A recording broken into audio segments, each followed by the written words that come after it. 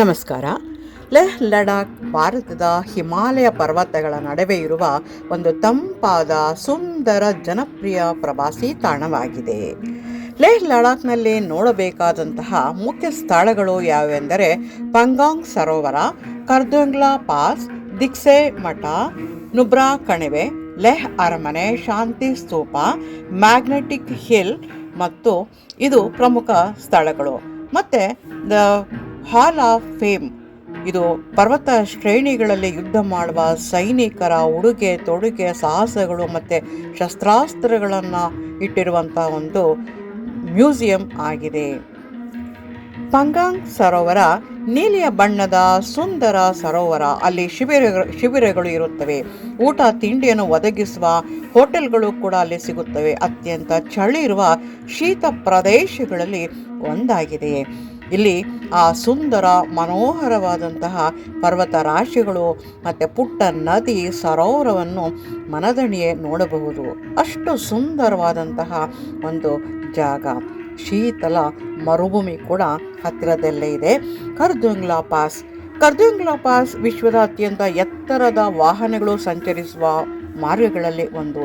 Khardungla cafe ಕೂಡ ಅಲ್ಲೇ ಇರುತ್ತದೆ. ಇಲ್ಲಿ ಆಮ್ಲಜನಕದ ಕೊರತೆ, ಅಲ್ಲಲ್ಲಿ ಹಿಮಪಾತಗಳಿರುವ ತಾಣ, ಮಿಲಿಟರಿ ಕ್ಯಾಂಪ್ಗಳು ಅಲ್ಲಲ್ಲಿ ಇದ್ದು ಪ್ರವಾಸಿಗರನ್ನು ರಕ್ಷಿಸುತ್ತದೆ. ಹಿಮ ಪರ್ವತಗಳ ಒಂದು ದೃಶ್ಯಾವಳಿಗಳನ್ನು ನೋಡ್ಬೋದು. ಇಡೀ ಇದು ಬೇಸಿಗೆಯಲ್ಲಿ ಕೂಡ ನಾವು ನೋಡ್ತಾ ಇರೋಂಥ ಒಂದು ದೃಶ್ಯ. ಚಳಿಗಾಲದಲ್ಲಿ ಆ ಕಡೆ ಹಿಮದ ಮೇಲೆ ಆಟವಾಡಲು ಬಹಳ ಸುಂದರವಾಗಿ ಚೆನ್ನಾಗಿರುತ್ತೆ. ಇಲ್ಲಿ ಪರ್ವತ ಶ್ರೇಣಿಗಳಲ್ಲಿ ಫುಲ್ಲು ನಮಗೆ ಹಿಮ ಕಾಣ್ತಾ ಇರುತ್ತೆ. ಇಲ್ಲಿ ನುಬ್ರಾ ಕಣಿವೆಯನ್ನು ಇಲ್ಲಿ ನೋಡಬಹುದು. ಪೂರ್ತಿಯಾಗಿ ಬೆಟ್ಟಗಳು, ಹಿಮಾಲಯ ಪರ್ವತಗಳು ಎಲ್ಲ ಕೂಡ ಬಿಳಿ ಬಣ್ಣದಲ್ಲಿ ನಮಗೆ ಕಾಣಿಸ್ತಾ ಇದೆ. ಅಲ್ಲಿರುವಂಥ ಮರಳು ಸಹ ಬಿಳಿಯ ಬಣ್ಣದ ಮರಳು. ಇದೊಂದು ಕಣಿವೆ ಪ್ರದೇಶವನ್ನು ನಾವಿಲ್ಲಿ ನೋಡ್ತಾ ಇದ್ವಿ. ಮೇಲ್ಗಡೆ ಒಂದು ರಸ್ತೆ ಕೂಡ ನಮಗೆ ಕಾಣ್ತಾ ಇದೆ. ಇದನ್ನು ಬೈಕರ್ಸ್ ಪ್ಯಾರಡೈಸ್ ಅಂತಲೂ ಕರೀತಾರೆ. ಈ ಬೈಕ್ನಲ್ಲಿ ಸವಾರಿ ಮಾಡುವಂತಹ ಆ ಪ್ರವಾಸಿಗರು ಕೂಡ ಬೈಕ್ನಲ್ಲೇ ಆ ಸುಂದರ ಸ್ಥಳಗಳಿಗೆ ಭೇಟಿ ನೀಡಿ ತಮ್ಮ ಆಸೆಗಳನ್ನು ತೀರಿಸ್ಕೊಳ್ತಾರೆ. ಅದು ಕೂಡ ಸಾಹಸಮಯವಾದಂತಹ ಒಂದು ಬೈಕ್ ರೈಡಿಂಗ್ ಅಂತ ಕೂಡ ಹೇಳ್ಬೋದು. ಈ ನುಬ್ರಾ ಕಣಿವೆಯನ್ನು ನಾವು ನೋಡ್ತಾ ಹೋಗ್ತಾ ಇದ್ವಿ. ಅಲ್ಲಿ ಪಕ್ಕದಲ್ಲಿ ಸಣ್ಣದಾಗಿ ಒಂದು ನದಿ ಕೂಡ ಅಲ್ಲಿ ಹರಿತಾ ಹೋಗ್ತಾ ಇದೆ. ಬಹಳ ಸುಂದರವಾದಂತಹ ಪರ್ವತ ಶ್ರೇಣಿಗಳನ್ನು ಕೂಡ ನೋಡ್ಬೋದು. ಈ ನುಬ್ರಾ ವ್ಯಾಲಿಯಲ್ಲಿ ಒಂಟೆಗಳ ಕಾರವಾನ್ ನಾವು ನೋಡ್ತಾ ಹೋಗ್ತಾ ಇದ್ವಿ. ಇಲ್ಲಿ ಸಾಲಾಗಿ ಒಂಟೆಗಳ ಸವಾರಿಯನ್ನು ಮಾಡಬಹುದು. ಇಲ್ಲಿ 2 ಡುಬ್ಬಗಳಿರುವಂತಹ ಒಂಟೆಗಳ ಒಂದು ಆಕೃತಿ. ಇಲ್ಲಿ ನುಬ್ರಾ ವ್ಯಾಲಿಯ ಹತ್ತಿರ ತಂಗಲು ಟೆಂಟ್ಗಳನ್ನು ಕೂಡ ಇಲ್ಲಿ ನಿರ್ಮಾಣ ಮಾಡಲಾಗಿದೆ. ಈ ಹಿಮಾಲಯ ಪರ್ವತ ಶ್ರೇಣಿಯ ಮುಂದುಗಡೆ ಟೆಂಟ್ಗಳ ಒಂದು ನಿರ್ಮಾಣ, ಕ್ಯಾಂಟೀನ್ ಇವೆಲ್ಲ ಕೂಡ ಅಲ್ಲಿ ನಮಗೆ ಬರುವಂತಹ ಪ್ರವಾಸಿಗರಿಗೆ ಸೂಕ್ತವಾದಂತಹ ಒಂದು ಸೌಕರ್ಯವನ್ನು ಕಲ್ಪಿಸಿದೆ. ಇದು ಲೇಹ್ ಪ್ಯಾಲೇಸನ್ನು ನಾವು ನೋಡ್ತಾ ಇದ್ವಿ. ಲೇಹ್ ಪ್ಯಾಲೇಸು ಅದ್ಭುತ ಸುಂದರ ಪ್ರದೇಶ. ಇಲ್ಲಿ 17ನೇ ಶತಮಾನಕ್ಕಿಂತ ಹಿಂದಿರುವಂತಹ 9 ಮಹಡಿಗಳಿರುವಂತಹ ಒಂದು ಪ್ಯಾಲೇಸ್. ಇದು ವಿಶ್ವದ ಅತಿ ಎತ್ತರದ ಕಟ್ಟಡವಾಗಿದೆ. ಇಲ್ಲಿ ಶಾಂತಿ ಸ್ತೂಪವನ್ನು ನೋಡ್ತಾ ಇದ್ವಿ. ಡಿಸ್ಕಿಟ್ ಅನ್ನುವ ಪ್ರದೇಶದಲ್ಲಿ ಬುದ್ಧನ ವಿಹಾರವನ್ನು ಕೂಡ ಅಲ್ಲಿ ನಾವು ನೋಡಬಹುದು. ಒಳಗಡೆ ಅತ್ಯಂತ ಸುಂದರವಾದಂತಹ ಬುದ್ಧನ ವಿಗ್ರಹಗಳು ಕೂಡ ನಾವು ನೋಡಬಹುದು. ಇಲ್ಲಿ ಮ್ಯಾಗ್ನೆಟಿಕ್ ಹಿಲ್ ಬಗ್ಗೆ ನಾವು ನೋಡ್ತಾ ಇದ್ವಿ. ಮ್ಯಾಗ್ನೆಟಿಕ್ ಹಿಲ್ ಒಂದು ಗುರುತ್ವಾಕರ್ಷಣೆಯ ವಿಚಿತ್ರ ಭ್ರಮೆ ಉಂಟು ಮಾಡುವಂತಹ ಒಂದು ಸ್ಥಳ.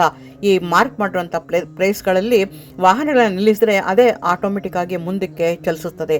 ಅದು ಆಕರ್ಷಣೆ ಉಂಟು ಮಾಡುವಂತಹ ಒಂದು ರಸ್ತೆಯಾಗಿದೆ. ಇಲ್ಲಿ ಎತ್ತರವಾದಂತಹ ಬುದ್ಧನ ವಿಗ್ರಹವನ್ನು ನೋಡ್ಬೋದು. ಇದು ಡಿಸ್ಕಿಟ್ ಎನ್ನುವ ಪ್ರದೇಶದಲ್ಲಿ ನಮಗೆ ಕಂಡುಬರುತ್ತೆ. ಒಳಗಡೆ ಸುಂದರವಾದಂತಹ ಬುದ್ಧನ ವಿಗ್ರಹಗಳನ್ನು ಕೂಡ ನಾವಿಲ್ಲಿ ನೋಡಬಹುದು. ಡಿಸ್ಕಿಟ್ನ ಒಂದು ಕಟ್ಟಡವನ್ನು ಕೂಡ ನಾವಿಲ್ಲಿ ನೋಡ್ಬೋದು. ದೇವಸ್ಥಾನವನ್ನು ನೋಡ್ಬೋದು. ಮತ್ತು ಅಲ್ಲಿರುವಂತಹ ಬೇರೆ ಬೇರೆ ಮನೆಗಳನ್ನು ಕೂಡ ನೋಡಬಹುದು. ಸುಂದರವಾದಂಥ ಪರ್ವತ ಶ್ರೇಣಿಗಳು, ಅದರ ಮೇಲೆ ಬಿದ್ದಿರುವಂತಹ ಸೂರ್ಯನ ನೆರಳು ಬೆಳಕುಗಳು ಕೂಡ ಅತ್ಯಂತ ಆಕರ್ಷಣೀಯವಾಗಿದೆ. ಇಲ್ಲಿ ತಮ್ಮ ವಾಹನಗಳನ್ನು ನಿಲ್ಲಿಸಿ ಅಲ್ಲಿ ಒಂಟೆ ಸವಾರಿ ಮಾಡುವಂಥ ಜಾಗ ಕೂಡ ಇದಾಗಿದೆ. ಅಲ್ಲೊಂದು ಪುಟ್ಟ ನದಿ ಕೂಡ ಅಲ್ಲಿ ಹರಿಯುತ್ತೆ. ಅಲ್ಲಿ ಸೂರ್ಯೋದಯ ಸೂರ್ಯಾಸ್ತ ಬಹಳ ಸುಂದರವಾಗಿ ಕಾಣುತ್ತೆ. ಆ ಲೇಹ್ ಪ್ಯಾಲೇಸ್ನಿಂದ ನಾವು ನೋಡುವಂತಹ ಲೇಹ್ ನಗರದ ಒಂದು ವಿಹಂಗಮ ನೋಟವನ್ನು ಕೂಡ ನಾವಿಲ್ಲಿ ನೋಡ್ತಾ ಇದ್ವಿ. ಸುತ್ತಲೂ ಪರ್ವತಗಳ ರಾಶಿಗಳ ಮಧ್ಯೆ ನೆಲೆಸಿರುವಂತಹ ಲೇಹ್ ನಗರ. ಇಲ್ಲಿ ಆ ಲೇಹ್ ನಗರದ ಒಂದು ಸುಂದರ ವಿಹಂಗಮ ನೋಟವನ್ನು ಕೂಡ ನಾವಿಲ್ಲಿ ನೋಡ್ತಾ ಇದ್ವಿ. ಸೂರ್ಯನ ಬೆಳಕಲ್ಲಿ ಅತ್ಯಂತ ಪ್ರಜ್ವಲಿಸ್ತಾ ಇರುವಂತಹ ಒಂದು ಕಟ್ಟಡಗಳನ್ನು ಕೂಡ ನಾವಿಲ್ಲಿ ನೋಡ್ತಾ ಹೋಗ್ತಾ ಇದ್ವಿ. ಇಡೀ ಒಂದು ನಗರದ ದೃಶ್ಯಾವಳಿಗಳನ್ನು ಲೆಹ್ ಪ್ಯಾಲೇಸಿನ ಮೇಲಿನಿಂದ ನಾವು ನೋಡ್ತಾ ಹೋಗ್ತಾ ಇದ್ದೀವಿ. ಮತ್ತೊಂದು ಹಾಲ್ ಆಫ್ ಫೇಮ್, ಇದು ಅಲ್ಲಿನ ಕಾರ್ಗಿಲ್ ಯುದ್ಧಗಳಲ್ಲಿ ಮತ್ತು ಹಿಮಾಲಯ ಪರ್ವತಗಳ ಕಡೆ ರಕ್ಷಣೆ ಮಾಡುವಂತಹ ಸೈನಿಕರ ಉಡುಗೆ ತೊಡುಗೆಗಳು ಮತ್ತು ಅಲ್ಲಿರುವಂತಹ ಅವರ ಒಂದು ಶಸ್ತ್ರಾಸ್ತ್ರಗಳು ಮತ್ತು ಅವರು ಹೇಗೆ ಅಲ್ಲಿ ಚಳಿಯ ಪ್ರದೇಶದಲ್ಲಿ ಯುದ್ಧ ಮಾಡ್ತಾರೆ ಎನ್ನುವ ಇವೆಲ್ಲ ಪ್ರತಿಯೊಂದು ಸಾಮಗ್ರಿಗಳನ್ನು ಈ ಮ್ಯೂಸಿಯಂನಲ್ಲಿ ಇಟ್ಟಿದ್ದಾರೆ. ಮತ್ತು ಆ ಯುದ್ಧದ ಸಮಯದಲ್ಲಿ ಅವರು ಬಳಸುವಂಥ ಉಡುಗೆ ತೊಡುಗೆಗಳು ಇವೆಲ್ಲವನ್ನು ಕೂಡ ಆ ಮ್ಯೂಸಿಯಂನಲ್ಲಿ ನಾವು ನೋಡ್ಬೋದು. ಬಹಳ ಸುಂದರವಾದಂತಹ, ತಿಳಿದುಕೊಳ್ಳಲೇಬೇಕಾದಂತಹ ಒಂದು ಮ್ಯೂಸಿಯಂ ಇದು. ಆ ಚಳಿ ಪ್ರದೇಶದಲ್ಲಿ ಅವರು ಧರಿಸುವ ಉಡುಗೆ ತೊಡುಗೆ ಕೂಡ ಅತ್ಯಂತ ಶಾಖವಾಗಿರಬೇಕು. ಮತ್ತು ಅವರು ಪ್ರತಿದಿನ ಕವಾಯತುಗಳನ್ನು ಮಾಡಿ ದೇಹವನ್ನು ಶಾಖವಾಗಿ ಇಟ್ಕೊಳ್ಳೋದು ಕೂಡ ಇಲ್ಲಿ ಬಹಳ ಮುಖ್ಯ. ಯಾಕೆಂದರೆ ಇಲ್ಲಿ ಉಸಿರಾಟದ ತೊಂದರೆ ಬಹಳ ಜಾಸ್ತಿ ಇರುತ್ತದೆ. ಆಕ್ಸಿಜನ್ ಬಹಳ ಕಡಿಮೆ, 50% ಕಡಿಮೆ ಆಗಿರುತ್ತೆ. ಹಾಗಾಗಿ ಅವರು ಪ್ರತಿದಿನ ತಮ್ಮ ದೇಹದಾಢ್ಯತೆಯನ್ನು ಕಾಪಾಡ್ಕೊಳ್ಬೇಕಾಗುತ್ತೆ. ಈ ಒಂದು ಮಾಹಿತಿ ನಿಮ್ಗೆ ಇಷ್ಟ ಆಗಿದ್ರೆ ಲೈಕ್ ಮಾಡಿ, ಸಬ್ಸ್ಕ್ರೈಬ್ ಮಾಡಿ. ಸಾಧ್ಯವಾದರೆ ನೀವು ಕೂಡ ಲೇಹ್ ಲಡಾಖ್ಗೆ ಭೇಟಿಯನ್ನು ಕೊಡಿ. ಅಲ್ಲಿರುವಂಥ ವಿಸ್ಮಯ ಅದ್ಭುತಗಳನ್ನು ಕಣ್ತುಂಬಿಕೊಳ್ಳಬಹುದು. ಪ್ರಕೃತಿಯ ಸೌಂದರ್ಯವನ್ನು ಕೂಡ ನಾವು ಸವಿಯಬಹುದು. ನಮಸ್ಕಾರ. ಈ ಹಾಲ್ ಆಫ್ ಫೇಮ್ನ ಒಂದೊಂದು ಕಡೆಗಳಲ್ಲೂ ಕೂಡ ಆ ಸೈನಿಕರ ವಿವಿಧ ಉಡುಗೆ ತೊಡುಗೆಗಳು ಮತ್ತು ಅವರ ಶಸ್ತ್ರಾಸ್ತ್ರಗಳನ್ನು ನಾವು ನೋಡ್ತಾ ಹೋಗ್ತಾ ಇದ್ದೀವಿ. ಇದು ಅದ್ಭುತವಾದಂತಹ ಒಂದು ಜಾಗ. ಅತ್ಯಂತ ಶೀತಲವಾದಂತಹ ಪ್ರದೇಶ ಕೂಡ ಇದು ಆಗಿದೆ. ದೊಡ್ಡ ದೊಡ್ಡ ಟ್ಯಾಂಕರ್ಗಳು ನೋಡಲು ಕಾಣಸಿಗುತ್ತವೆ. ನಮಸ್ಕಾರ.